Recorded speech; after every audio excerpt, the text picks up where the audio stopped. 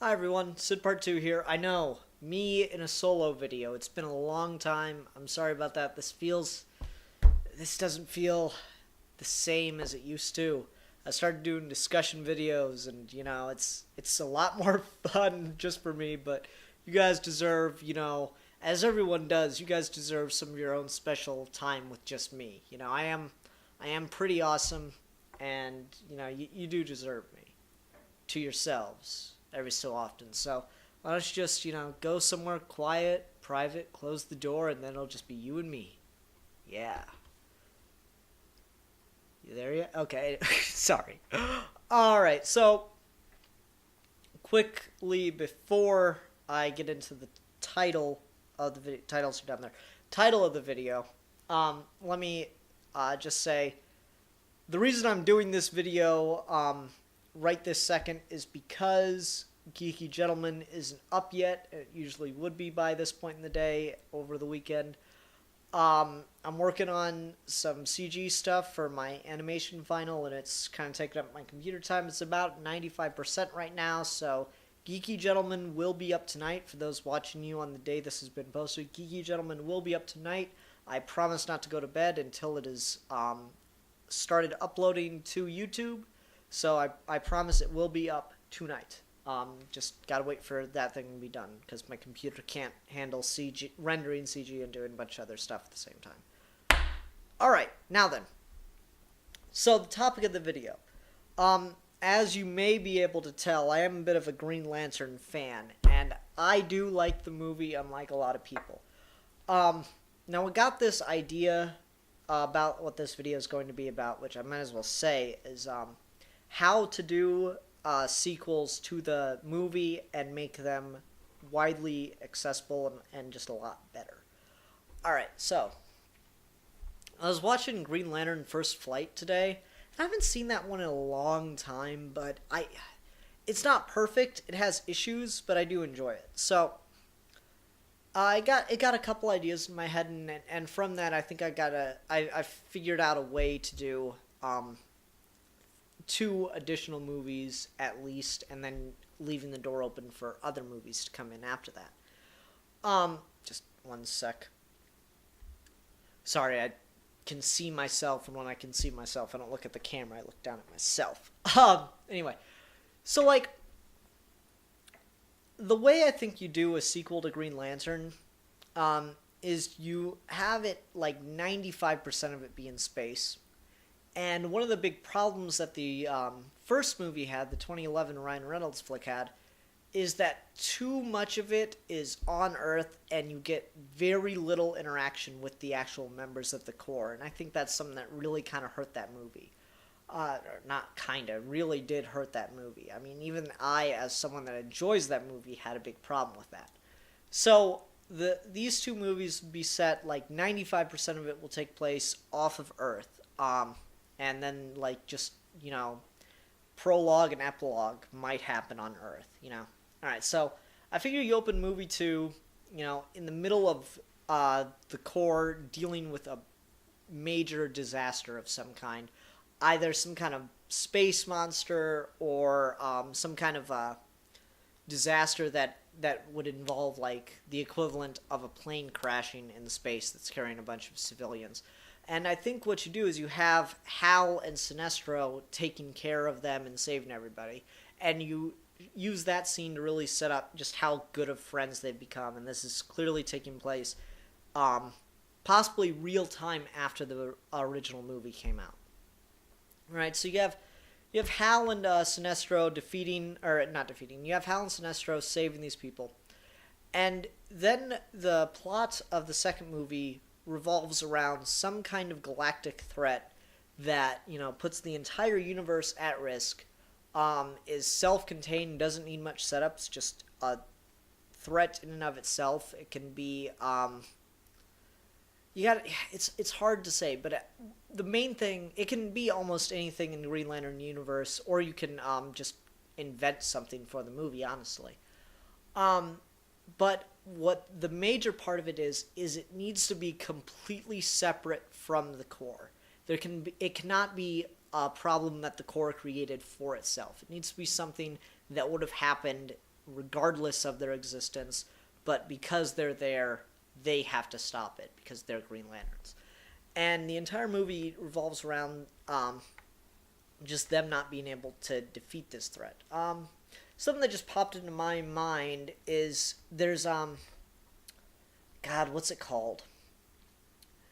The new Blue Beetle has that scarab thing that gives him the cool robot suit, and I know that that's like a weapon that the home race uses as part of invasion, and that they're this like huge galactic threat that just goes from world to world, consuming everything.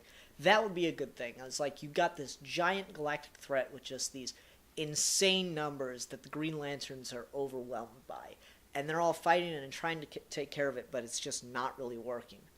So, what the Green Lantern Corps decides to do, what the Guardians decide to do in this film, is something that was introduced during the Peter J. Tomasi run on the Green Lantern Corps book, which is the 7,200 member draft. So for those that don't know, Green Lantern Corps is 3,600 Green Lanterns, one for each space sector. And the 7,200 member draft is when you got an additional Green Lantern for every space sector. This is something that had happened, from time to time in the books. Like, obviously, Hal Jordan has, 3 or 4 sector partners, and you could assume that there are other there are other sectors where there's more than one Green Lantern, but overall, the number is barely over 3,600, if that. So you'd have the 7,200 member draft happen as a way to combat this galactic threat. Could be the Scarabs, could be Mongol. It just needs to be something independent of the Corps, but hopefully interesting in and of itself. I'd have to go through a lot of DC Universe or just Green Lantern books. What's the name of the guy with the 3 eyes? I can never remember him. Crap. He'd be pretty good too. But just you need something where the Corps needs more members to combat it. So you do the 7,200 member draft. And here's where the thing gets interesting to actually set up the third movie. Somehow, Sinestro has, behind the scenes, manipulated the way in which the Ring chooses recruits. Alright, so they're still really good soldiers. They still meet all the criteria that the Rings have been picking for, centuries or whatever.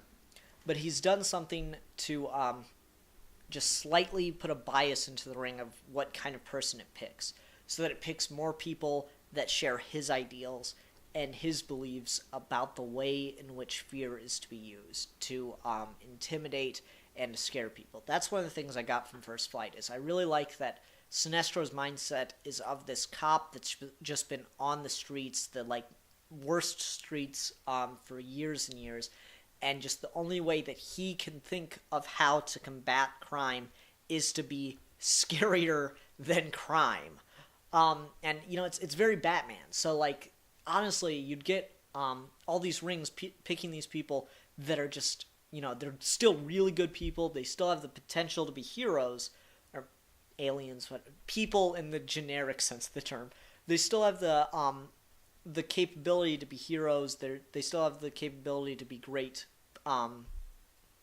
exemplary lanterns, but they lean towards Sinestro's philosophy in a way that Batman does, or in a way that other characters like the Question or Rorschach would.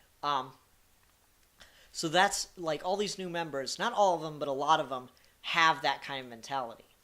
And they use the 7,200 members, and this happens fairly early on in the movie. The 7,200 member draft happens, say, maybe half an hour into the film, at most.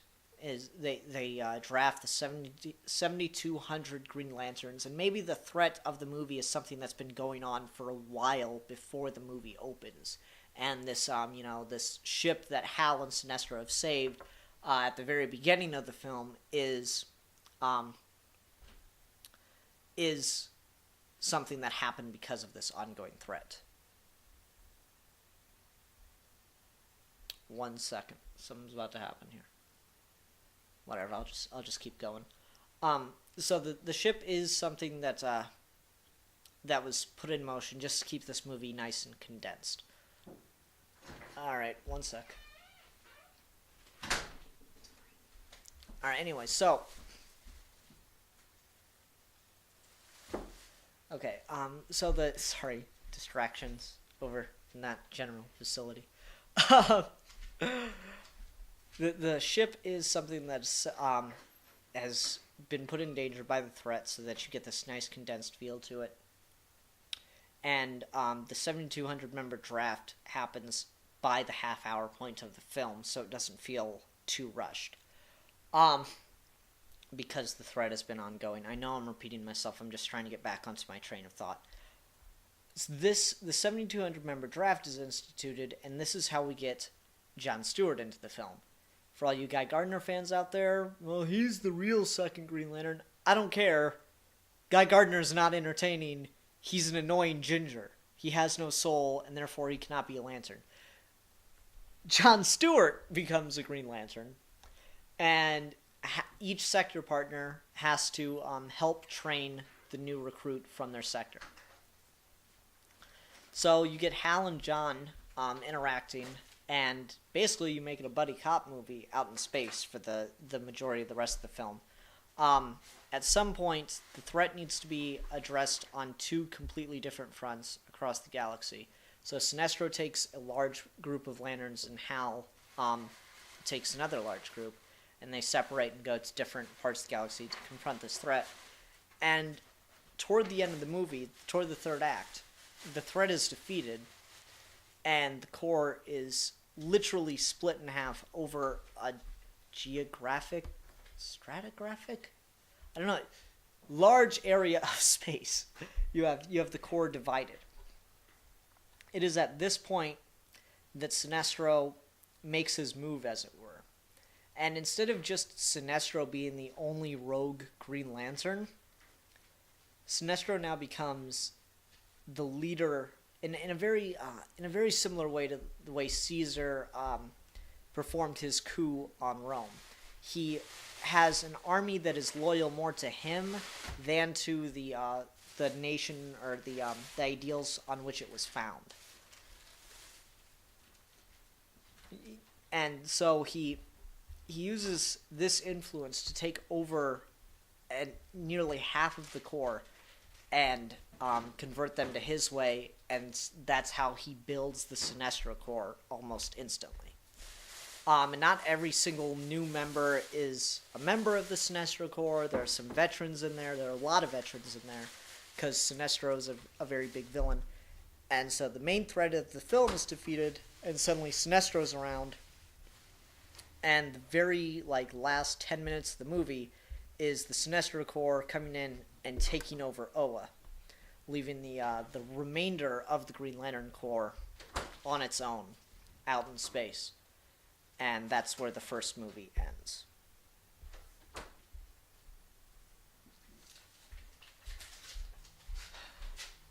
Sorry, stuff's going on and I'm losing my train of thought here.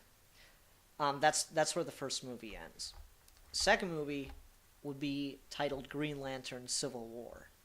And, technically the new Corps wouldn't be Green Lanterns, but, it's a good title. And you'll admit that, and you'll accept it and go with it. So Green Lantern Civil War, as I'm going to call it from this point on, would be all about the half of the Corps that stayed Green Lanterns fighting this newly formed Sinestro Corps. A couple ideas that I have for this movie is that since O has been taken over by the Sinestro and his Corps, the remaining Green Lanterns and the Guardians that survive Sinestro's assault, Gantet has to be at least one of them. The Guardians that survive Sinestro's assault go and they set up base, or whatever you want to call it, on Site B or Location B, and it's Mogo. So you can't really attack Mogo in a normal kind of way. It'd be impossible to attack Mogo or at least you think it would, and that's why they feel like they're at least somewhat safe there. Mogo obviously wouldn't be a lantern that turned. Um, and that's the other important part.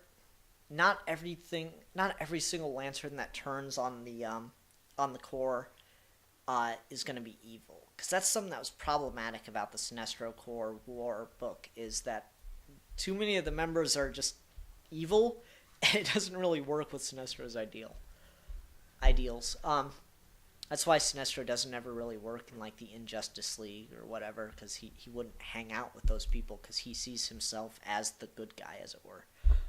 Very Samuel L. Jackson and Unbreakable. Oh, I know. Shit, what is that one? There's a movie where the bad guy sees himself as the good guy, and I cannot remember it right now. Anyway. So Green Lantern Civil War would just be a war movie. It would be an actual Star Wars kind of movie, where it's a war being waged in space between Green Lanterns and, Sinestro Corps Lanterns, Yellow Lanterns.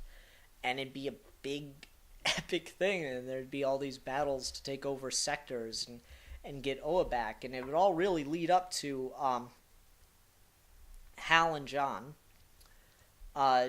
arguing with, or like fighting Sinestro in like the grand halls of Oa or something, like right in front of the central battery, let's say, that's been replaced with the yellow battery. It'd just be Hal and John fighting him while the war rages on outside up in the skies of Oa, and it'd be great opportunity to really give Hal and Sinestro the scene that you really need for that kind of character turn, because there's so many origin stories of Sinestro, but like it's never really been done right. It's a lot like Harley Quinn. It's such an interesting origin, but every time you see it, it just does something, just feels like it's missing. And with Sinestro, you really need the heartbreak of, how are you doing this? And like what I have in my mind would be Hal being like, Sinestro, give up now. No one can beat the Corps. You've always told me that. No one can defeat the Corps. If you give up now, I'll make sure that they spare you. And Sinestro just being like, Hal, I am the Corps. Or if he's got more of his lanterns with him, we are the Corps, to call back to the first movie. We are the Corps. This is the Green Lantern Corps. You don't know what the Guardians have done. They're responsible for the death of his entire space sector. Really play with the idea of whether or not what Sinestro's doing is right. Like, make his methods seem deplorable, but no more so than anything Batman does is awful. Sinestro really should be kind of like a space Batman in a lot of ways. Where he's just willing to do things that are awful, but they get results. Willing to intimidate people through fear. So anyway, you got it would just be a wonderful opportunity for that kind of dialogue exchange, and for Hal to just be pleading with him to quit, and just being like, Sinestro, we're friends, please. I thought we were friends. And Sinestro being like, Hal, we are friends. There's a lot of opportunity for some really great dialogue there. And I think that the first movie is good enough as just a very generic launching point, if nothing else, to tell a more interesting story. That's the problem with Hal Jordan. The intro can either be really good or just really generic. It's really hard to... there's really very little middle ground there. And I'll admit the movie does kind of land on that middle ground. I just like enough about what they did with the movie overall. So I think that you can still launch. Or no, the movie doesn't land in the middle ground because there is no middle ground. The movie lands on the generic side. But I still think that there is a lot of room to launch and do other things from that point. Alright, so that was my Green Lantern sequel video. Pitch. Warner Brothers, give me a call. I doubt you will, but, you guys are clever little bastards. I'm sure you can find my phone number and stuff. If nothing else, it'd make a really good comic arc, because Sinestro's origin, everything I've read of his origin in the comics hasn't been done very well either.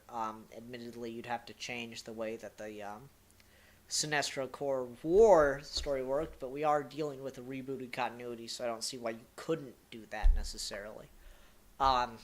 If Green Lantern wasn't one of the books in a bubble when DC rebooted it, probably wouldn't be a problem, but, you know. Anyway, everyone, thank you for watching. Like I said, Geeky Gentleman will be up later tonight, but until then, I don't know. I don't have an outro for my solo videos. Leave a comment, let me know what you think. Bye.